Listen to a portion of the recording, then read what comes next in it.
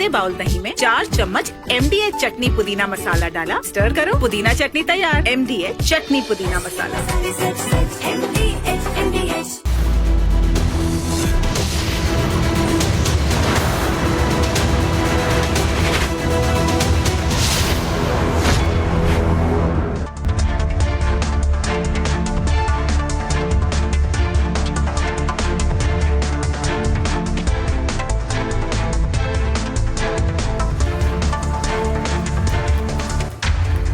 नमस्कार, मैं हूं सैयद सुहेल और आप देख रहे हैं आपका नंबर 1 शो ये भारत की बात है। उम्मीद करते हैं आप सभी पूरी तरह से फिट होंगे और बहुत बहुत सेहतमंद होंगे। और आइए, प्रधानमंत्री नरेंद्र मोदी को आपने सुना, पीएम मोदी आज कानपुर में थे और कानपुर की भाषा में ही बोला उन्होंने, दुश्मन को हौंक दिया जाएगा। हौंक मतलब मार दिया जाएगा। प्रधानमंत्री नरेंद्र मोदी उससे पहले बिहार में थे। ये तस्वीर आप देख रहे हैं, बिहार में मंच पर नीतीश कुमार के साथ प्रधानमंत्री नरेंद्र मोदी मौजूद थे। कल भी बिहार में थे। 2 दिवसीय दौरा था पीएम मोदी का।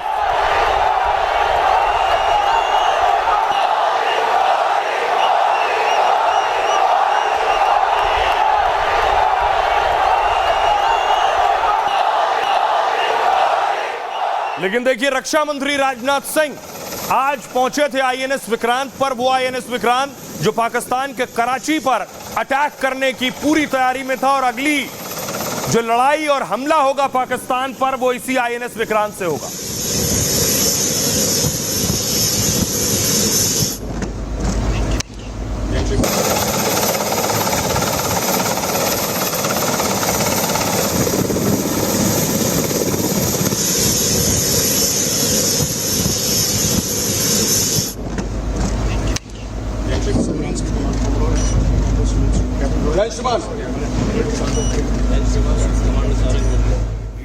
रक्षा मंत्री राजनाथ सिंह आईएनएस विक्रांत में, पीछे आपको फाइटर्स नजर आ रहे हैं। ये सारे फाइटर जेट इस आईएनएस विक्रांत पर होते हैं और ये आईएनएस विक्रांत पाकिस्तान के अरब सागर यानी कराची के नजदीक अरब सागर में आईएनएस विक्रांत और कराची तक किसी भी पल पहुंचने की ताकत रखते हैं। ये फाइटर जेट और पाकिस्तान की तबाही की इबारत लिख सकते हैं। रक्षा मंत्री राजनाथ सिंह ने बताया कि अगला जो हमला होगा पाकिस्तान पर वो भारतीय नेवी करेगी और वो हमला कराची को खत्म कर देगा। तो दूसरी तरफ देखिए जरा, गृह मंत्री अमित शाह पहुंचे थे पुंछ, जहां पाकिस्तान ने लगातार फायरिंग की और पुंछ में देखिए एक शख्स के घर पहुंचे। ये पाकिस्तान की फायरिंग और गोलाबारी में इस शख्स के घर की छत आप देख रहे हैं, छेद हो गया छत में।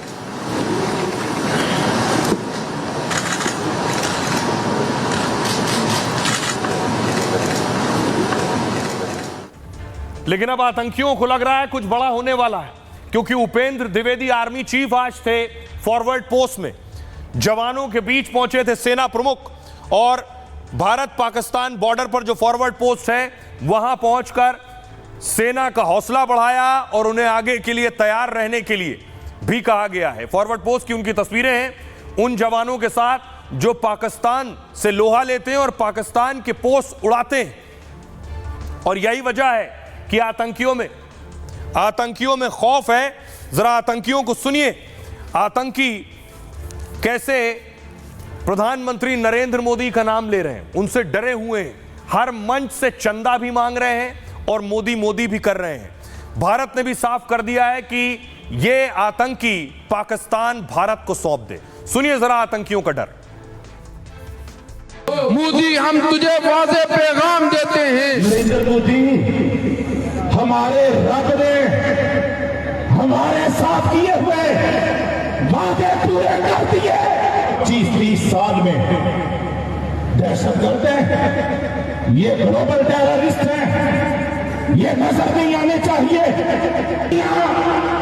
इनको जिंदा तबूर कर दे। इस सारी साजिशों के पीछे नरेंद्र मोदी का बड़ी स्पष्ट नजरिया। हम मांगते हैं मोदी, तुम मेरे वालिद को निशाना बनाना चाहते हो। हम मांगते हैं मोदी, तुम मेरे वालिद को निशाना बनाना चाहते हो।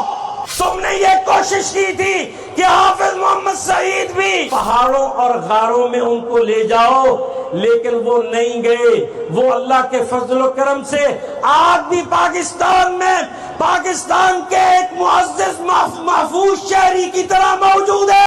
सुन, अगर तू पानी बंद करेगा इंशाअल्लाह हम तेरी सांस बंद करेंगे, इन दरियाओं में फिर खून बहेगा।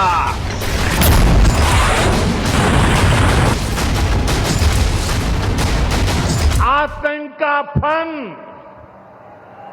अगर फिर उठेगा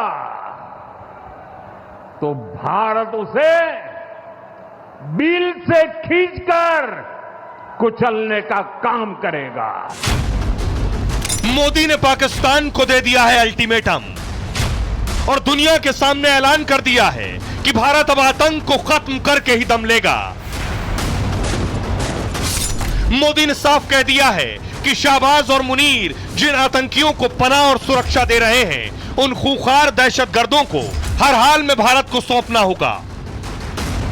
यानी हाफिज सईद और मसूद अजहर जैसे आतंकियों का इलाज भारत अपने हिसाब और अपने तरीके से करेगा।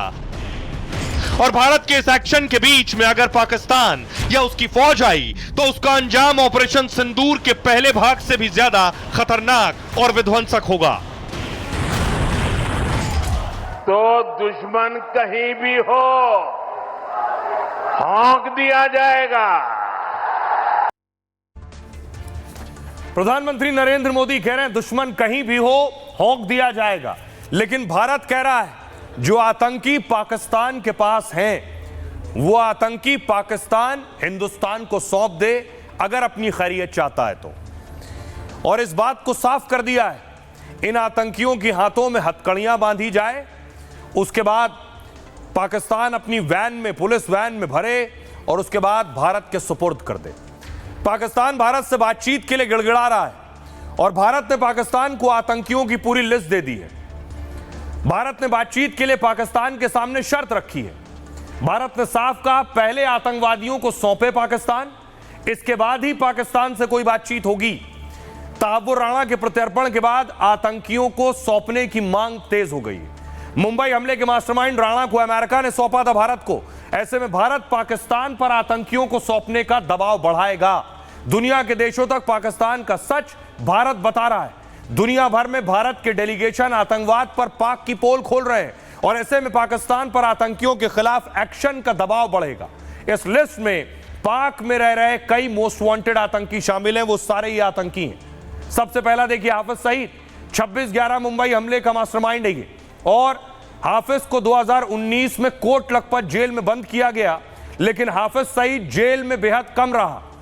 पाकिस्तान की सेना हाफिज को सुरक्षा मुहैया कराती रही है। ऑपरेशन सिंदूर से पहले उसे सुरक्षित स्थान पर शिफ्ट कर दिया गया, कहीं भारत इसे मार न गिराए। भारत ने हाफिज के 3 ठिकानों पर भी हमला किया था, मुरीद के, सवाई नल्ला और मरकज अहले हदीस, इन 3 जगहों पर। अगला टारगेट मसूद अजहर, पाकिस्तान मसूद अजहर को भी भारत को सौंपे। पुलवामा सहित कई हमलों का मास्टरमाइंड है मसूद अजहर।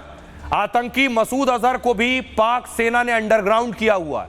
ऑपरेशन सिंदूर में मसूद अजहर का कुनबा तबाह हो गया है। अगला नाम है ज़कीउर रहमान लखवी, इसे भी भारत ने पाकिस्तान से मांगा है। 26/11 हमले का मास्टरमाइंड है ज़कीउर रहमान लखवी। लखवी ने ही कसाब को ट्रेनिंग भी दी थी। 2021 में उसे 15 साल की सजा दी गई थी, लेकिन कई बार वो जेल से बाहर दिखाई दिया। लश्कर तैयबा में हाफिज सईद के बाद लखवी का ही नाम आता है। भारत की लिस्ट में भी लखवी मोस्ट वांटेड है। चौथा आतंकी जिसे भारत ने पाकिस्तान से सौंपने के लिए कहा है वो है सैयद सलाउद्दीन। मोस्ट वांटेड सलाउद्दीन पाकिस्तान में खुलेआम घूम रहा है। भारत की कोर्ट ने इसे भगोड़ा घोषित कर रखा है। सलाउद्दीन यूनाइटेड जिहाद काउंसिल का प्रमुख है, एनआईए की मोस्ट वांटेड लिस्ट में शामिल है ये। अमेरिका ने सलाउद्दीन को ग्लोबल टेररिस्ट घोषित किया था। आइए सुनिए जरा, आज रक्षा मंत्री राजनाथ सिंह ने भी कहा कि इन आतंकियों को भारत के सुपुर्द करे पाकिस्तान। सुनिए पीएम मोदी को और रक्षा मंत्री। आतंक के आका और आतंकी सरपरस्त सरकार को भारत एक ही नजर से देखेगा। पाकिस्तान का स्टेट और नॉन स्टेट एक्टर ये अब खेल चलने वाला नहीं है। दुश्मन कहीं भी हो हाँक दिया जाएगा। पाकिस्तान के हक में यही बात होगी कि वह अपनी जमीन पर चल रही आतंकवाद की नर्सरी को अपने हाथों से उखाड़ देंगे। की शुरुआत उसे हाफिज सईद और मसूद अजहर जैसे आतंकवादियों को भारत के हाथों में सौंपने से करनी चाहिए। यह दोनों न केवल भारत में मोस्ट वांटेड टेररिस्ट की सूची में हैं, बल्कि ये यूनाइटेड नेशंस की डेजिग्नेटेड टेररिस्ट की लिस्ट में भी शामिल हैं। हाफिज सईद मुंबई हमलों का गुनाहगार है, उसका इंसाफ होना चाहिए और मैं मानता हूं कि कभी न कभी उसका इंसाफ होकर रहेगा। और देखिए, आतंकियों में इतना डर है, इतने डरे हुए हैं कि भारत ने मारा है फिर मार सकता है। अब उनके कई ठिकाने तबाह हो चुके हैं, तो आतंकियों ने रैलियां की हैं, अलग अलग जगह पाकिस्तान में रैली कर रहे हैं। मकसद क्या है? मकसद है पैसा वसूलना। ये आतंकी चंदा ले रहे हैं, भीख मांग रहे हैं लोगों से, सिर्फ इस नाम पर कि तुम्हारे लिए हम लड़ने को खड़े हैं। ये देख रहे हैं, इन्हीं रैलियों के बहाने चंदा बटोर रहे हैं, पैसा बटोर रहे हैं। भारत के हमले के बाद एक बार फिर आतंकवादी सक्रिय हैं। आतंकी कैंप में फिर से आतंकियों की वापसी शुरू हो गई। दावा यह है कि लश्कर तैयबा ने और जैश और लश्कर ने आतंकियों की नई भर्तियां निकाल दी हैं। इसके अलावा यह संगठन पाकिस्तान में फंडिंग जुटाने में जुट गया है। लश्कर तैयबा राजनीतिक मोर्चे के जरिए रैलियां कर रहा है, इनमें भारत पर पाक सेना की जीत का झूठा प्रचार कर रहा है और इन्हीं रैलियों में लश्कर आम लोगों से चंदा देने की अपील कर रहा है। पोस्टर लगाकर आतंकी गतिविधियों के लिए चंदा मांगा जा रहा है और चंदा कितना? 21,000 रुपए से लेकर 1,47,000 तक का रेट कार्ड जारी किया गया है। इससे ज्यादा जो भी जितना लश्कर को चंदा दे सकता है दे। लश्कर की तरह जैश भी चंदा जुटाने की कोशिश में लगा हुआ है। जैश ए मोहम्मद सोशल मीडिया पर जिहादी विचारधारा फैला रहा है और पाकिस्तानी युवाओं को गुमराह करके भर्ती की मुहिम चला रहा है। दावा है जैश के 30 से अधिक सोशल मीडिया कैंपेन की जानकारी मिली है।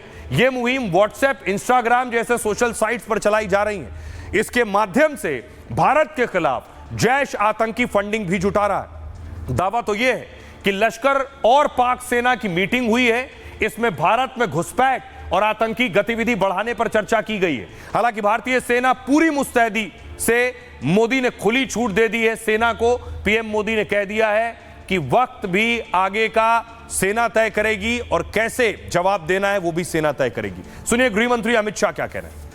भारत सरकार की, देश के प्रधानमंत्री मोदी जी की नीति है कि हर आतंकवादी हमले का जवाब इतनी ही तत्परता और इतनी ही कठोरता से दिया जाएगा।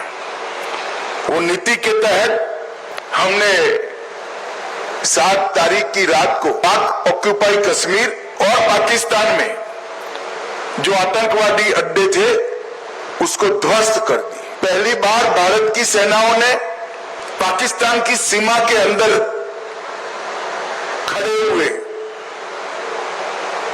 आतंकवादी संगठनों के हेडक्वार्टर को ध्वस्त कर दिया। और पाकिस्तान को भी यह पता है कि इन आतंकियों ने बेशक चंदा ले लिया हो और दोबारा हिमाकत की, तो यह है भारत की तैयारी। अगला अटैक यहीं से होगा जहां रक्षा मंत्री राजनाथ सिंह खड़े हैं। उनके पीछे आप देख रहे हैं फाइटर। ये जो आप आसमान के फाइटर को देख रहे हैं, ये आईएनएस विक्रांत की तस्वीर है। रक्षा मंत्री राजनाथ सिंह वहां पहुंचे थे। एक और तस्वीर मैं आपको दिखाऊं। आईएनएस विक्रांत पहुंचने के बाद रक्षा मंत्री ने बताया है कि अगला हमले की तैयारी कहां से वायुसेना के बाद नौसेना ने कर रखी है। ये रक्षा मंत्री आईएनएस विक्रांत के नीचे जा रहे हैं, वो तस्वीर आप देख रहे हैं।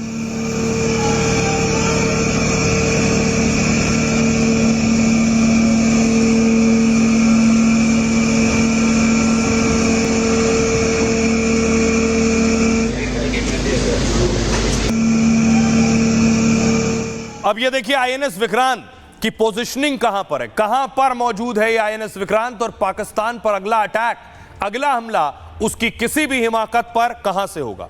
ये आप पाकिस्तान का नक्शा देख रहे हैं और ये नीचे समंदर आप देख रहे हैं। ये समंदर का हिस्सा है अरब सागर और इसी अरब सागर में आईएनएस विक्रांत की तैनाती की गई है। इसी आईएनएस विक्रांत से फाइटर ऐसे उड़ेंगे और पाकिस्तान का जो कराची आप देख रहे हैं, ये कराची पूरी तरह से तबाह और नेस्तनाबूद हो जाएगा और पाकिस्तान ने अगली गलती की तो। लेकिन ये होगा कैसे, क्या करेगा आईएनएस विक्रांत और इसकी खासियत क्या है, क्यों रक्षा मंत्री ये कह रहे हैं कि अब अगली तैयारी यहीं से है। दरअसल पहलगाम में आतंकी हमले के बाद नेवी ने मोर्चा संभाला है और राजनाथ सिंह ने अगली बार कहा कि नेवी ओपनिंग करेगी, यानी अगला मैच जब शुरू होगा तो ओपनिंग नेवी करेगी। हमला हुआ तो नेवी इसकी शुरुआत करेगी। 1971 में नेवी जंग के मैदान में आई तो पाक 2 टुकड़े हो गया। रक्षा मंत्री ने कहा अगर नेवी अब आएगी तो पाक 4 टुकड़े हो जाएगा। अरब सागर में भारतीय नौसेना ने पाक की घेराबंदी की हुई है। आईएनएस विक्रांत की तैनाती से पाकिस्तान की मुश्किलें बढ़ गई हैं। आईएनएस विक्रांत एक एयरक्राफ्ट कैरियर ही नहीं है ये, बल्कि एक चलता फिरता एयरबेस और स्ट्राइक फोर्स भी है। आईएनएस विक्रांत के स्ट्राइक ग्रुप में मिग-29 के फाइटर शामिल हैं और 15 मिग-29 के फाइटर आईएनएस विक्रांत पर हर वक्त तैनात रहते हैं या 450 किलोमीटर दूर तक हमला कर सकते हैं पाकिस्तान में घुसकर। इसमें 64 बराक और 16 ब्रह्मोस मिसाइलें भी मौजूद रहती हैं जो हवा और जमीन पर सटीक निशाना लगाने में माहिर हैं। ये जेट्स और मिसाइलें पाकिस्तान के नौसैनिक ठिकानों, एयरपोर्ट्स और दूसरी खास जगहों को मिनटों में तबाह कर सकती हैं। आईएनएस विक्रांत की तैनाती ने पाक नौसेना को समुद्र में आने से रोका। उस दौर में आईएनएस विक्रांत पाक के समुद्री रास्ते को ब्लॉक कर सकता है। यह उस वक्त अरब सागर में मौजूद था और कराची पोर्ट पाकिस्तान की लाइफलाइन है, वहीं से समंदर के रास्ते माल आता जाता है। यहां 70% व्यापार और 80% पेट्रोलियम आयात होता है यहां से। अगर आईएनएस विक्रांत ने अरब सागर में उनके इस पोर्ट को ब्लॉक कर दिया तो पाकिस्तान का व्यापार पूरी तरह से बंद हो जाएगा। पाकिस्तान तेल को भी तरस जाएगा। कराची पोर्ट से तेल के अलावा दवाइयां और राशन भी आते हैं। इसे ब्लॉक करने से पाकिस्तान में सब कुछ रुक जाएगा और पाकिस्तान के पास सिर्फ 2 पुरानी पनडुब्बियां हैं जो आईएनएस विक्रांत का मुकाबला नहीं कर सकती हैं। आपको सुनवाऊं, रक्षा मंत्री राजनाथ सिंह इसी जंगी बेड़े पर मौजूद थे। सुनिए क्या कह रहे हैं। अगर पाकिस्तान से फिर यदि कोई जरूरत की तो इस बार नेवी भी हरकत में आएगी और फिर भगवान ही जानता है कि पाकिस्तान का क्या होगा। ऑपरेशन सिंदूर के दौरान भारतीय नौसेना ने अपनी साइलेंट सर्विस से हर भारतवासी को प्रभावित किया है। खामोश रहकर भी भारतीय सेना ने पाकिस्तानी सेना को बांध कर रखने में कामयाबी हासिल की है। जरा सोचिए, जो खामोश रहकर भी किसी देश की फौज को बोतल में बंद कर सकता है, वह जब बोलेगा तो उसका नजारा क्या होगा, इसकी आप कल्पना कर सकते। इस बार तो पाकिस्तान को भारतीय नौसेना की फायर पावर का सामना नहीं करना पड़ा, मगर दुनिया जानती है अगर पाकिस्तान ने इस बार कोई नापाक हरकत की तो हो सकता है कि इस बार की ओपनिंग और किसी के द्वारा ना हो, हमारी नेवी के द्वारा हो। तो राजनाथ सिंह कह रहे हैं नेवी तैयार है और नए अफसर भी तैयार हैं। जी हां, नए अफसर सेना के लिए तैयार हो गए हैं। ये एनडीए की पासिंग आउट परेड की तस्वीर मैं आपको देख रहा हूं जिसमें नए एनडीए कैडेट्स की परेड आप देख रहे हैं।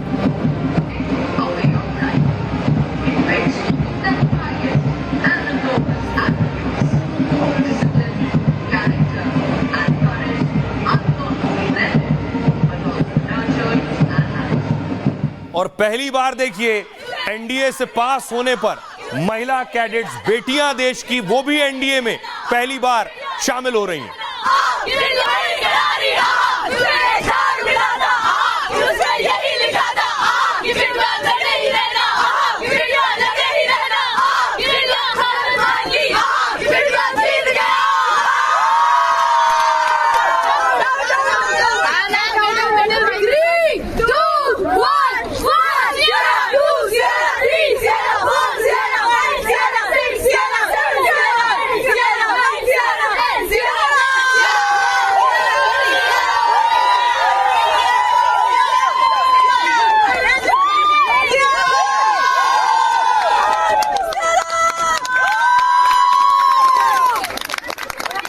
तो भारतीय सेना में अब महिला अफसर भी होंगी, अब से पहले नहीं होती थी।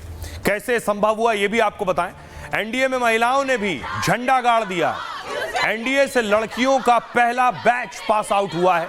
एनडीए की 148वीं पासिंग आउट परेड में 17 लड़कियां थी और इतिहास में पहली बार है जब 17 महिला कैडेट्स निकली हैं। ये लड़कियां 300 से ज्यादा पुरुषों के साथ एनडीए से ग्रेजुएट हुई हैं। इन कैडेट्स को जेएनयू से बीएससी, बीए और बीटेक की डिग्री मिली है। ये सभी महिला कैडेट्स थल सेना, नौसेना और एयरफोर्स में ज्वाइनिंग करेंगी। ये महिला कैडेट्स पुरुषों के साथ कंधे से कंधा मिलाकर देश की रक्षा करेंगी। पासिंग आउट परेड पुणे के खड़क वासला परिसर एनडीए में आयोजित हुई। रिटायर्ड सेना प्रमुख और पूर्व मंत्री जनरल वीके सिंह ने परेड की सलामी ली। जनरल वीके सिंह ने 3 महिला कैडेट्स को प्रेसिडेंट्स मेडल से सम्मानित किया। सुप्रीम कोर्ट ने 2021 में महिलाओं को एनडीए में शामिल करने के आदेश दिए थे। एनडीए में कुल 126 महिलाओं ने एडमिशन लिया, 121 महिलाओं ने एनडीए में कंटिन्यू किया, 5 ने बीच में ही छोड़ दिया। 121 महिलाएं देश के 17 राज्यों से हैं, सबसे ज्यादा हरियाणा की 35 हैं। 17 स्टूडेंट्स का पहला बैच आज निकला है। आइए अब आपको सुनवाता हूं देश की नई महिला अफसर बेटियों को, सुनिए क्या कह रही हैं।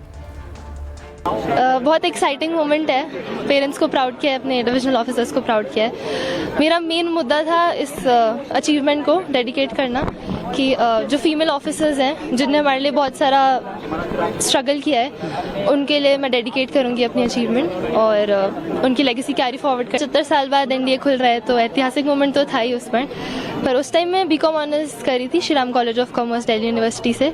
उस टाइम मुझे लगा कि मुझे वैसे भी फौज ज्वाइन करनी थी। पापा से इंस्पायर्ड थी, अपनी बहन से इंस्पायर्ड थी जो ऑलरेडी फौज में है। तो मेरा पूरा मन था और मैंने अपनी मिलिट्री करियर को भी जल्दी शुरू करने का सोचा था। तो मेरे को सही अपॉर्चुनिटी मिली। बहुत एक्साइटिंग था। स्टार्टिंग में टाइम लगता है अकोमोडेट होने में, बट एक बार सेट हो जाते हैं तो फिर अच्छा। Everyone is good. Initially we had different. शुरू में दिक्कत हुई, लेकिन जैसे जैसे ट्रेनिंग शुरू हुई सब पीछे छूट गया। मैंने यहाँ एनडीए लाइफ में बेस्ट फ्रेंड बनाए हैं। I feel here that the friends I've made here. Shocked because it came as a surprise. मैं आश्चर्यचकित हूँ। पहले हम लोग के लिए एनडीए नहीं था, लेकिन अचानक हमारे लिए रास्ते खुल गए। मैं जेईई मेन की तैयारी कर रही थी, तभी मेरी एक मित्र ने इसके बारे में बताया और मैं यहाँ आ गई। अभी बहुत दूर जाना है। एनडीए पास आउट होना बड़ी उपलब्धि है।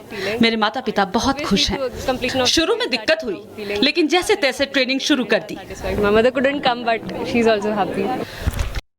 तो सोचिए, भारत की नेवी तैयार है, भारत की अफसर भी तैयार है, महिला अफसर भी तैयार है, और वो ब्रह्मोस और ज्यादा पैनी हो गई है जिस ब्रह्मोस ने पाकिस्तानी एयरबेस को तबाह किया था।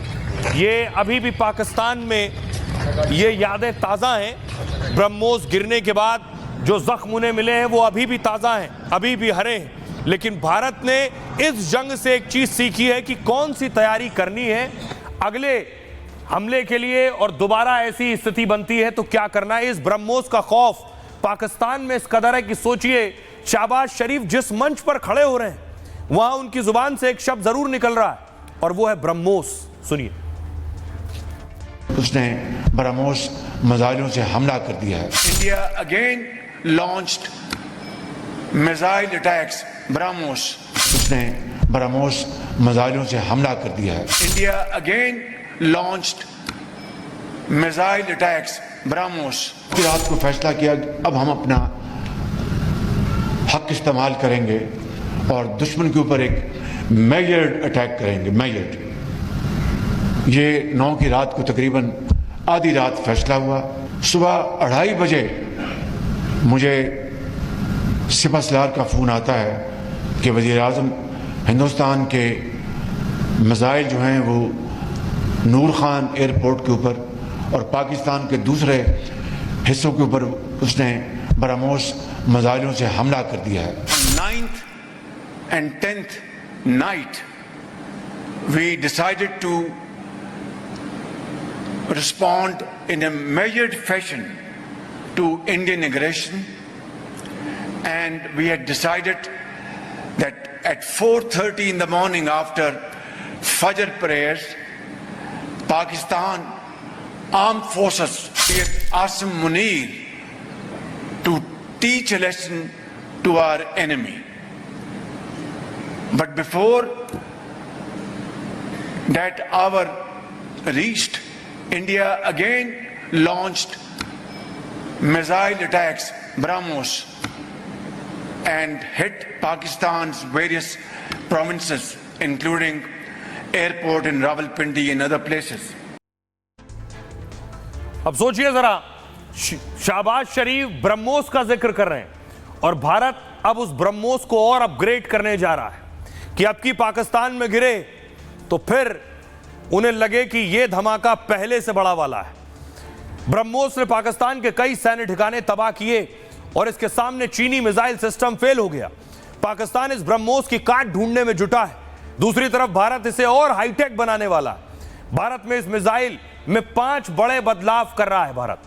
पहला बदलाव कि इस ब्रह्मोस की मारक क्षमता को बढ़ाकर 800 किलोमीटर करने जा रहा है। दूसरा बदलाव, पनडुब्बी से लॉन्च की जा सकने वाली ब्रह्मोस का परीक्षण होगा। तीसरा बदलाव होगा, इसमें रफाल और दूसरे लड़ाकू विमानों के लिए छोटी हल्की ब्रह्मोस भी बनेगी। चौथा बदलाव होगा, एक हाइपरसोनिक मिसाइल भी बनाई जा रही है और यह तेज गति से हमला करेगी, और भी ज्यादा तेज। पांचवा बदलाव, भारत ने फिलीपींस को भी ब्रह्मोस मिसाइलें दी हैं। वियतनाम और मध्य पूर्व के कई देशों ने इसमें दिलचस्पी दिखाई है। भारत इसे बेचने की योजना पर भी तेजी से काम करेगा। और ब्रह्मोस की यूनिट कानपुर में लगी है। पीएम मोदी आज कानपुर में थे तो उन्होंने ब्रह्मोस का जिक्र किया, सुनिए जरा। ऑपरेशन सिंदूर में दुनिया ने भारत के स्वदेशी हथियारों और मेक इन इंडिया की ताकत भी देखी है। हमारे भारतीय हथियारों ने, ब्रह्मोस मिसाइल ने दुश्मन के घर में घुसकर तबाही मचाई। जहां टारगेट तय किया वहां धमाके किए। ये ताकत हमें आत्मनिर्भर भारत के संकल्प से मिली है। और पाकिस्तान का सोचिए, भारत की मिसाइल अपग्रेड हो रही है। पाकिस्तान को जो मिसाइल चीन ने दी थी वो मिसाइल अब पता चल रही है कि वो तो खराब वाली मिसाइलें थी जो पाकिस्तान को दी थी। ये PL-15 मिसाइल जो भारत में आकर गिरी थी, ये वो मिसाइल है जो चीन इस्तेमाल नहीं करता है। यानी आउटडेटेड वर्जन जो था, जो एक्सपोर्ट करने वाला माल था, वो चीन को बेच दी, चीन ने पाकिस्तान को बेच दिया है। जब इस बात की जानकारी सामने आई तो अब चीन को डर लग रहा है कि ये पाकिस्तान के सामने बेनकाब हो जाएगा। देखिए जरा, चीन ने खुद ही घटिया मिसाइल देने की बातें मान ली हैं। चीन ने पाकिस्तान को PL-15 मिसाइल सप्लाई करने की बात मानी है। ये पड़ा है उसका कूड़ा, देख रहे हैं आप। ये मिसाइल एक एक्सपोर्ट मॉडल मिसाइल है, यानी सिर्फ भेजने, किसी को बेचने के लिए, जिसे चीन ने दुनिया में कई रक्षा प्रदर्शनियों में दिखाया था। चीन में इस्तेमाल होने वाली PL-15 मिसाइल का ये डाउनग्रेडेड वर्जन है, सबसे खराब वर्जन। PL-15A की रेंज करीब 145 किलोमीटर है और भारत को मिले मलबे से भी चीन टेंशन में इस वक्त। PL-15E की रिवर्स इंजीनियरिंग की संभावना ने चिंता बढ़ा दी है। ऑपरेशन सिंदूर में भारत ने चीनी मिसाइलें मार गिराई थी और इस मिसाइल का मलबा भारत के पास है। चीन को डर है कि भारत ड्रैगन का सच दुनिया को बता देगा और चीन ने पाकिस्तान को कैसे धोखा दिया यह भी सबको पता चल जाएगा। सुनिए जरा, प्रधानमंत्री नरेंद्र मोदी बता रहे हैं कि कैसे एटमी बम की जो धमकियां दे रहे थे वो सारे देश इस वक्त गिड़गिड़ा रहे हैं। भारत से बात कर लो, सुनिए। हमने पाकिस्तान में आतंकियों के ठिकाने घर में घुसकर सैकड़ों मील अंदर जाकर तबाह कर दिए और हमारी सेना ने ऐसा पराक्रम किया कि पाकिस्तानी सेना को गिड़गिड़ाकर युद्ध रोकने की मांग करने पर मजबूर होना पड़ा। भारत अब एटम बम की गीदड़ बप्पी से नहीं डरेगा और न ही उसके आधार पर कोई फैसला लेगा। आइए अब मैं आपको बताऊं कि आपने पीएम मोदी को सुना, लेकिन भारत को जवाब किसको देना है? जिनपिंग को, क्योंकि जिनपिंग पर्दे के पीछे रहकर अब तक यह हरकत कर रहे थे। अगली तस्वीर मैं आपको दिखाऊं, यह है त्रिपुरा एयरबेस। चीन को जवाब देने के लिए भी भारत ने उसको उसी की भाषा में जवाब देने की तैयारी कर ली। भारत इस एयरबेस को अब फिर से अपग्रेड करने वाला। आइए मैं आपको बताऊं ये एयरबेस है कहां पर और चीन कि परेशानी बढ़ाने वाला ये एयरबेस क्यों है, क्योंकि पाकिस्तान को जवाब देकर भारत ने पाकिस्तान को उसकी हैसियत बता दी है। ये देखिए, ये जो मैं आपको दिखा रहा हूं, ऊपर चीन का नक्शा आप देख रहे हैं, और त्रिपुरा में है कैलाशहर एयरबेस। इस एयरबेस पर अब तक कोई काम नहीं हो रहा था। भारत अब इसे अपग्रेड करने वाला है, क्योंकि पिछले दिनों खबर आई थी कि सिलीगुड़ी के पास चीन एक एयरबेस को तैयार कर रहा है। भारत उसका जवाब देने के लिए त्रिपुरा में कैलाशहर एयरबेस को तैयार कर रहा है कि जंग की स्थिति में भारत आसानी से चीन तक पहुंच सके। देखिए, इस एयरबेस पर भारत ने काम शुरू कर दिया है। त्रिपुरा के कैलाशहर एयरबेस को फिर खोला जाएगा। इस एयरबेस को एक्टिव करने की प्लानिंग चल रही है और 1971 की जंग में इस एयरबेस ने अहम भूमिका निभाई थी। इसके बाद इस एयरबेस के 2 टुकड़े हो गए थे और एक बार फिर भारत इस एयरबेस को तैयार कर रहा है। इससे चीन के साथ बांग्लादेश की भी टेंशन बढ़ गई है। चीन बांग्लादेश की गतिविधियों पर पैनी नजर रखी जा सकेगी और हाल में बांग्लादेश और चीन के रिश्तों ने टेंशन बढ़ाई है। बांग्लादेश चीन ने लाल मुनिरहाट एयरबेस पर दांव लगाया है। चीन ने इस एयरबेस को आधुनिक बनाने में मदद कर रहा है और यह एयरबेस सिलीगुड़ी कॉरिडोर से 20 किलोमीटर की दूरी पर है। कैलाशहर से भारत को बांग्लादेश सीमा तक पहुंचने में कम वक्त लगेगा और सिलीगुड़ी कॉरिडोर के पास तुरंत सैन्य कार्रवाई संभव हो सकेगी। यह निगरानी और लॉजिस्टिक सहायता की सुविधा भी देगा। यह है भारत की तैयारी। सुनिए, प्रधानमंत्री नरेंद्र मोदी ने आज दुश्मनों को भी जवाब दिया। ऑपरेशन सिंदूर में भारत की जो ताकत दुश्मन ने देखी है, लेकिन दुश्मन समझ लें, ये तो हमारे तर्कस का केवल एक ही तीर है। आतंकवाद के खिलाफ भारत की लड़ाई न रुकी है न थमी है। आतंक का फन अगर फिर उठेगा तो भारत उसे बिल से खींचकर कुचलने का काम करेगा। प्रधानमंत्री नरेंद्र मोदी और सेना ने जब से पाकिस्तान पर एक्शन लिया है, उसके बाद भारतीय प्रतिनिधिमंडल विदेश में है। उनमें बीजेपी के सांसद भी शामिल हैं, कांग्रेस के सांसद भी शामिल हैं, दूसरे विपक्षी दलों के सांसद भी शामिल हैं। लेकिन यह बात अलग है कि भारत में रहकर ये सांसद, विरोधी और विपक्षी दलों के सांसद पीएम मोदी की आलोचना और निंदा करते रहे हो, लेकिन विदेश में जाने के बाद ये सभी सांसद प्रधानमंत्री नरेंद्र मोदी की तारीफ कर रहे हैं, उनके एक्शन की तारीफ कर रहे हैं। ऑपरेशन सिंदूर ने बहुत कुछ बदल दिया है, सलमान खुर्शीद कह रहे हैं। इस एक्शन ने कांग्रेस नेताओं की सोच बदल दी और जो कल तक मोदी पर हमले कर रहे थे वो मोदी की तारीफ कर रहे हैं।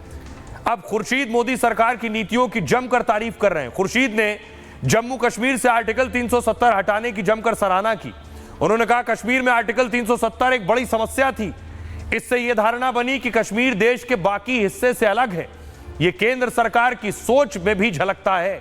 अब 370 हटने के बाद यह धारणा खत्म हो चुकी है। राज्य में चुनाव हुए, 65% मतदान हुआ और नई सरकार बन गई। यह दुर्भाग्य है कि कुछ लोग फिर से 370 की बहाली चाहते हैं और ऐसे लोग जम्मू कश्मीर में आई खुशहाली को नहीं देखना चाहते हैं। मनीष तिवारी मोदी सरकार के साथ खड़े नजर आ रहे हैं। कांग्रेस आलाकमान ने मनीष तिवारी का नाम भी नहीं दिया था, लेकिन केंद्र सरकार ने तिवारी को भी डेलीगेशन का हिस्सा बनाया। मनीष तिवारी ने इस फैसले को स्वीकार किया और जस्टिफाई भी किया। आतंकवाद के खिलाफ डेलीगेशन में शामिल होने को राष्ट्र की पुकार बताया, जबकि खड़गे और राहुल गांधी जैसे नेताओं ने उन्हें रोकने की कोशिश की थी। जब मनीष तिवारी विदेशी धरती से मोदी सरकार का गुणगान कर रहे हैं, सरकार की आतंक के खिलाफ नीतियों की जमकर तारीफ कर रहे हैं, कह रहे हैं बड़े उद्देश्य सामने हो तो छोटी बातों पर ध्यान नहीं देते हैं। पाकिस्तान पिछले 45 सालों से आतंकवाद को बढ़ावा दे रहा है। पाक 45 सालों से दक्षिण एशिया में अस्थिरता फैला रहा है। असदुद्दीन ओवैसी भी मोदी सरकार के आलोचक रहे हैं, लेकिन पहलगाम हमले के बाद वो बदले लग रहे हैं। अब वो पाक और आतंकवाद पर खुलकर हमले कर रहे हैं। मोदी सरकार की आतंक पर सख्त नीतियों की तारीफ कर रहे हैं। पाकिस्तान के प्रधानमंत्री और सेना अध्यक्ष की बखिया उधेड़ रहे हैं। पाक पीएम शाहबाज और सेना अध्यक्ष मुनीर को जोकर तक कह चुके हैं। ओवैसी ने कहा, पाकिस्तान खुद को मुस्लिम देश कहता है, जबकि मोदी के भारत में 24 करोड़ मुसलमान रहते हैं। भारत में पाकिस्तान से ज्यादा इस्लामिक विद्वान हैं जो अरबी बोलते हैं, इस्लाम को आगे बढ़ा रहे हैं। हम आतंकवाद को कतई बर्दाश्त नहीं कर सकते हैं। पाकिस्तान का मकसद हमारे देश में दंगे कराना है। आतंकवाद के खिलाफ ऑपरेशन सिंदूर जरूरी था। सुनिए जरा अब इन विरोधी दलों के नेताओं को क्या कह रहे हैं। कश्मीर में आर्टिकल 370 एक बड़ी समस्या थी। इससे यह धारणा बनी कि कश्मीर देश के बाकी हिस्सों से अलग है। ये केंद्र सरकार की सोच में भी झलकता था। अब 370 हटने के बाद ये धारणा खत्म हो चुकी है। राज्य में चुनाव हुए, 65% मतदान हुआ, नई सरकार बनी। ये दुर्भाग्यपूर्ण है कि कुछ लोग फिर से 370 की बहाली चाहते हैं। ऐसे लोग जम्मू कश्मीर में आई खुशहाली को नहीं देखना चाहते। भारत पाक युद्ध पर किसी तीसरे पक्ष से बात नहीं हुई। केवल दो देशों के डीजीएमओ के बीच बात हुई और पाकिस्तान के डीजीएमओ ने पहले फोन किया था। पाकिस्तान को FATF की ग्रे लिस्ट में होना चाहिए, तभी हम आतंकी संगठनों की फाइनेंसिंग पर रोक लगा पाएंगे। जब मुनीर को फील्ड मार्शल बनाया गया, तब अमेरिका द्वारा घोषित एक अंतर्राष्ट्रीय आतंकी मोहम्मद एहसान उसकी बगल में बैठा था। अब सोचिए जरा, अब भारत आतंकियों पर और पाकिस्तान का इलाज करने के बाद एक्शन है जो देश में बैठे हैं और पाकिस्तान के लिए काम कर रहे थे। वो है जासूस, जिसमें कासिम, रवि और शकूर का नाम सामने आ रहा है। इन सब को पाकिस्तान ने हनी ट्रैप के जरिए फंसाया और उसके बाद भारत के बारे में जानकारियां निकलवाई। कौन कौन चेहरे हैं देखिए जरा। सबसे पहली तस्वीर, महाराष्ट्र में ATS ने एक इंजीनियर को गिरफ्तार किया। यह नौसेना के युद्धपोतों से जुड़ी जानकारी पाकिस्तान को भेज रहा था। 27 साल का engineer Ravi private defence company में काम करता था और दावा है कि उसे पाकिस्तान से हनी ट्रैप के जरिए फंसाया गया। 2024 में फेसबुक पर प्रीति जायसवाल ने इसे फ्रेंड रिक्वेस्ट भेजी और फिर बातों के जाल में फंसाकर जासूसी के लिए तैयार कर लिया। रवि ने मुंबई में प्रतिबंधित नौसेना डॉकयार्ड की तस्वीरें पाक भेजी। डॉकयार्ड में जहाजों का निर्माण और मरम्मत किया जाता है। इंजीनियर रवि ने यहां की संवेदनशील जानकारी पाकिस्तान को भेजी। जांच के दौरान ही प्रीति का IP एड्रेस पाकिस्तान का मिला था, यानी पाकिस्तान से कोई प्रीति बनकर रवि से बात कर रहा था। अगला नाम कासिम का है। कासिम को जासूसी के आरोप में राजस्थान के डींग में पकड़ा गया। पुलिस पूछताछ में कासिम ने अब जासूसी पर खुलासा किया है। उसने बताया कि जासूसी के बदले उसे किश्तों में 2 लाख रुपए मिले हैं। पाकिस्तान में रिश्तेदारों की आड़ में वो ISI के संपर्क में आया। ISI के 3 अफसरों ने उसे पाकिस्तान में जासूसी की ट्रेनिंग दी। इनमें 2 अफसरों के कोड नेम शाहजी और ताऊजी थे, जबकि तीसरे ISI अधिकारी की पहचान वकास के तौर पर हुई। ISI ने कासिम से कहा, तुम मौलवी हो तो लोग तुम पर ज्यादा भरोसा करेंगे। कासिम को पाकिस्तान एजेंसियों से बचने के तौर तरीके भी सिखाए गए थे। पहलगाम अटैक से 1 हफ्ता पहले ही वो पाकिस्तान से भारत लौटा था। जैसे ही जासूसी पर एक्शन हुआ, उसने फोन का डेटा डिलीट कर दिया। फिलहाल फॉरेंसिक लैब में डेटा रिकवर करने की कोशिश हो रही है। कासिम के साथ ही जासूसी के रैकेट में 2 और आरोपी भी शामिल थे। इनमें एक का नाम हसीना, जो ISI हैंडलर को जानकारी भेज रही थी। फिलहाल दोनों आरोपियों को पकड़ने के लिए छापेमारी की जा रही है। अगला नाम, जैसलमेर से जासूसी के आरोप में शकूर को पकड़ा गया है और वो राजस्थान सरकार के रोजगार विभाग कार्यालय में काम करता था। कई बार सरकार को बिना बताए पाकिस्तान की यात्रा भी कर चुका है। पाक दूतावास अधिकारी के संपर्क से एजेंसियों के रडार पर आया है। फिलहाल जांच एजेंसियां जासूसी मामले में शकूर की जांच कर रही हैं। सुनिए जरा क्या कुछ कह रहे हैं इन जासूसों के घर वाले, जब उन्हें पता चला वो क्या कह रहे हैं। फेसबुक पे गंदी लड़की को पूरा ऐसा गंदा फोटो दिखाने का, गंदा गंदा कपड़े का। 2 महीना पहले मैं गांव में गेहूं काट रही थी, इधर से आई, बच्चे को उठा के लेके गए। सब इंक्वायरी 2 महीना पहले हुआ था उसका। फिर मैं आई, मैं जल्दी से भाग के आई, क्या हुआ बेटे को। तो फिर मैं आई तो पूछी, मैं बोली चल बेटा चल, क्या हुआ, चल मैं चलती हूँ। तो फिर मैं गई, मिलने के लिए गई उनसे। मैं बोली क्या हुआ सर, हमारे बच्चे को काहे के लिए ये सब कर रहे हैं, इंक्वायरी कर रहे हैं, आपको मालूम है। मैं बोली सर हमको कुछ मालूम नहीं है, आप ही बता दो। तो बोलता है वो फेसबुक से निकाल नंबर, इंस्टाग्राम फेसबुक बोलते हैं ना, उससे नंबर निकाल के वो लड़की से बात कर रहा था पाकिस्तान पाकिस्तान से। तभी मैं और डर गई, मैं बोली हमारे इंडिया का बच्चा, लेकिन फेसबुक पे कैसे चला गया ये समझ में नहीं आ रहा। योगी साहब से इतने विनती करती हमारे बेटे को छुड़ा दो, मैं पैर पड़ के विनती करती मोदी से, योगी से। तो एक तरफ जासूसों पर एक्शन हो रहा है, दूसरी तरफ वो लोग जो अवैध तरीके से भारत में घुसे हैं, बांग्लादेशी घुसपैठिए, उन पर कार्रवाई हो रही है और उन्हें वापस बांग्लादेश भेजा जा रहा है।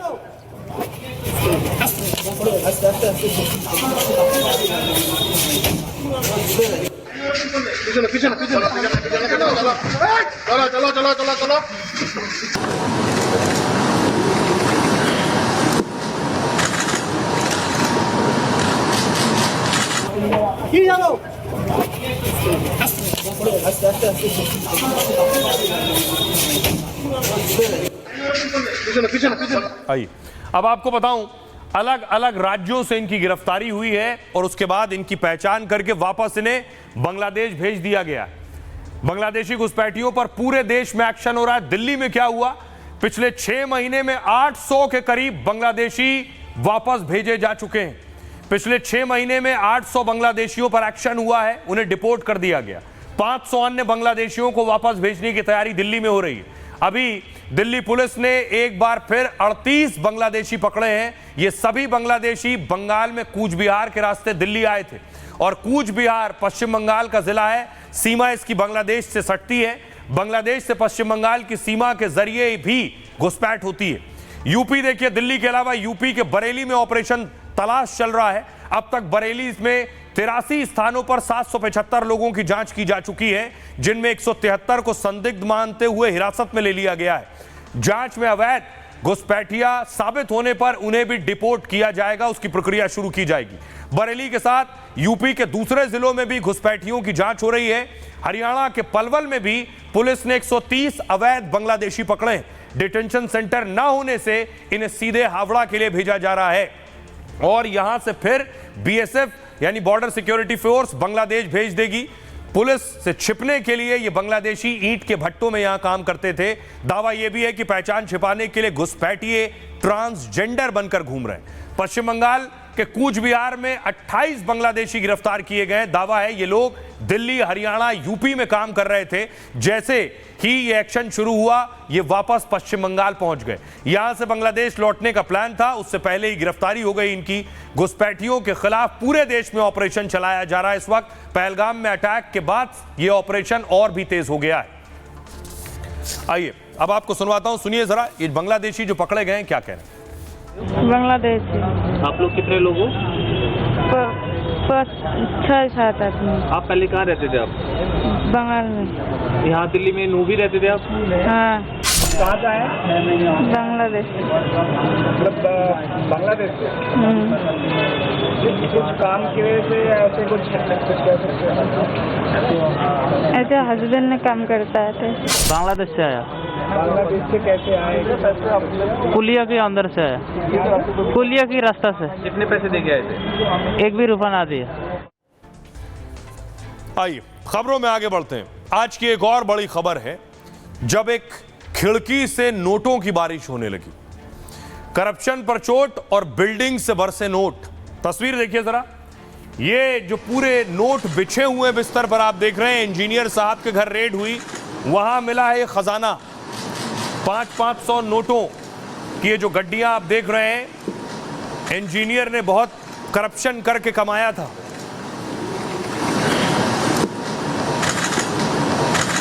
लेकिन इंजीनियर साहब के यहां जैसे ही रेड पड़ी, जैसे ही ऑफिसर घुसे, इंजीनियर साहब ने देखिए जरा, ये आप देख रहे हैं खिड़की से नोट फेंकने लगे, गड्डियां फेंक रहे हैं। ये नोटों की बारिश खिड़की से होने लगी। बाहर से कोई वीडियो बना रहा था कि इंजीनियर पैसा फेंक रहे हैं।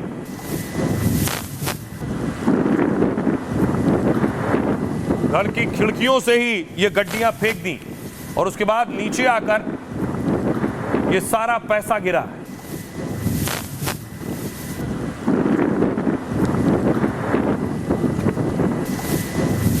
ये देखिए, ये पैसा जो आकर, जो टीन शेड लगा हुआ था दरअसल, उसके ऊपर ये पैसा आकर गिरा है खिड़की से, जब नीचे पैसा फेंका गया। उसके बाद देखिए टीम पहुंची है जिसने गिनती शुरू की है नोटों की। टीम गिनते गिनते थक गई बताया जा रहा है। उसके बाद नोट गिनने की मशीन मंगाई गई।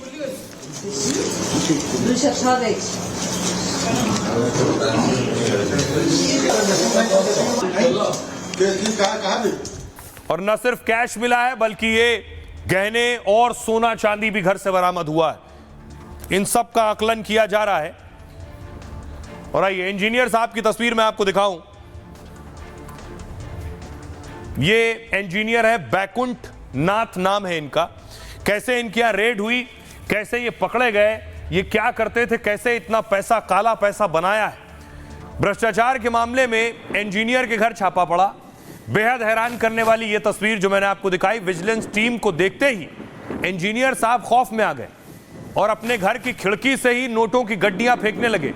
500 रुपए के हरे हरे नोट कई बंडल मिनटों में घर से बाहर कर दिए। कोशिश ये थी कि जांच टीम जब तक घर में आए तब तक सारा कैश नीचे पहुंच जाए, लेकिन इंजीनियर साहब की करतूत कैमरे और जांच टीम की नजर में आ गई। फिर तो जांच टीम ने घर के बाहर और अंदर एक साथ तलाशी शुरू कर दी। इंजीनियर साहब के घर से इतने नोट मिले कि गिनती मुश्किल होने लगी। कैश गिनने के लिए कई मशीनों और अधिकारियों का सहारा लेना पड़ गया। जांच टीम को अब तक इंजीनियर से 2.5 करोड़ कैश मिला है। सोने की घड़ियां समेत कई कीमती गहने बरामद हुए हैं। करोड़ों के इलेक्ट्रॉनिक सामान और फर्नीचर मिला है। 7 फ्लैट समेत करोड़ों के जमीन के दस्तावेज मिले। कई बैंक खातों और लॉकर्स की जानकारी भी सामने आई है। कार्रवाई ओडिशा के चीफ इंजीनियर बैकुंठ नाथ सारंगी पर हुई। सारंगी ओडिशा के ग्रामीण विकास विभाग में काम करते हैं। वो सालों से नौकरी में हैं और एक दिन बाद रिटायर होने वाले थे, बस उससे पहले ही खेल हो गया। उन पर आय से अधिक संपत्ति और भ्रष्टाचार के आरोप लगे थे। विजिलेंस विभाग की 7 टीमों ने एक साथ एक्शन शुरू किया।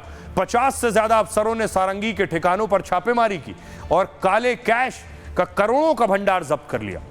इंजीनियर सारंगी को अभी हिरासत में नहीं लिया गया, लेकिन केस दर्ज कर पूछताछ कर समन जारी किया गया है। आइए आपको सुनवाता हूं, सुनिए जरा क्या कह रहे हैं DG vigilance. Based on reliable inputs, हमें इंजीनियर बैकुंठ नाथ सारंगी के खिलाफ भ्रष्टाचार का इनपुट मिला था। अभी भी उनके 7 ठिकानों पर छापेमारी की कार्रवाई जारी है। अभी तक की कार्रवाई में उनके पास से 2 करोड़ 51 लाख रुपए कैश बरामद हुए हैं। करीब 3 करोड़ रुपए उन्होंने शेयर बाजार में लगाए थे। 1 करोड़ रुपए उनके बैंक खातों और 50। इंजीनियर साहब कैश के साथ पकड़े गए और अगली तस्वीर में आपको दिखाऊं कि कैसे सीबीआई ने ईडी के एक अफसर को गिरफ्तार कर लिया। तस्वीर जो आप देख रहे हैं ईडी के अफसर हैं। सोचिए ईडी रेड करने जाती है, आपने सुना होगा, लेकिन ऐसा कम होता है कि सीबीआई ईडी के अफसर को गिरफ्तार कर ले। यह कैसे हुआ? जिस ईडी को देश की सबसे पावरफुल एजेंसी माना जाता है, उस ईडी के बड़े बड़े अधिकारी, एक बड़े अधिकारी की गिरफ्तारी हुई। करप्शन का चौंकाने वाला मामला उड़ीसा से सामने आया है। ईडी के डिप्टी डायरेक्टर चिंतन रघुवंशी को सीबीआई ने गिरफ्तार किया। चिंतन रघुवंशी 2013 बैच के आईआरएस यानी राजस्व सेवा अधिकारी। आरोप है कि ईडी अधिकारी चिंतन एक कारोबारी से रिश्वत मांग रहे थे। दरअसल ओडिशा के माइनिंग कारोबारी के खिलाफ ईडी जांच कर रही थी और ईडी ने जनवरी में कारोबारी के 14 ठिकानों पर छापेमारी की थी। छापेमारी के बाद कारोबारियों ने ईडी अधिकारियों से मदद की मांग की। ईडी के डिप्टी डायरेक्टर चिंतन को मनी लॉन्ड्रिंग केस खत्म करने को कहा।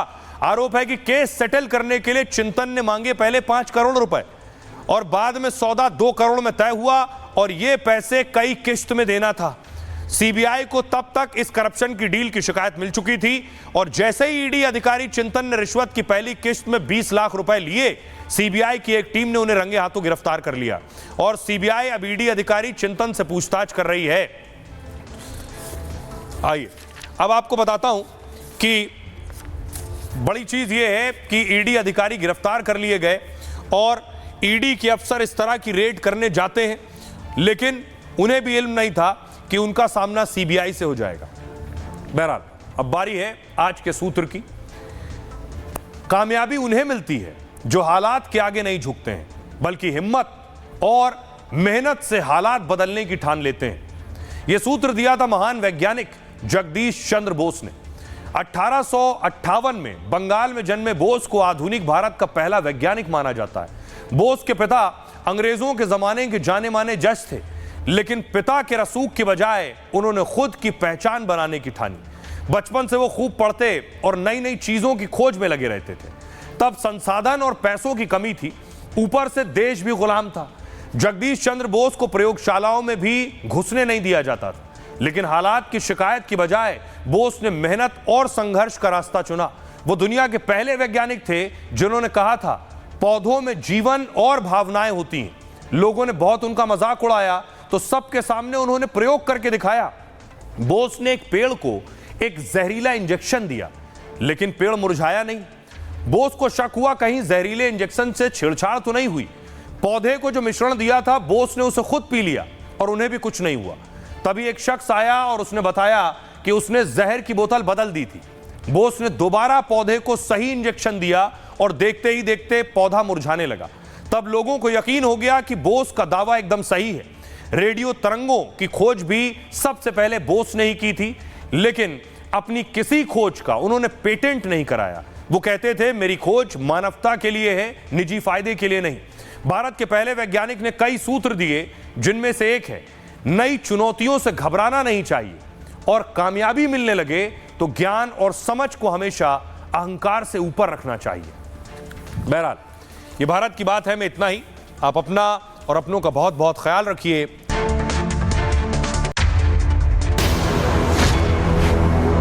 ये है सीक्रेट रेसिपी MDH का जीरा सिर्फ जलजीरा मसाला।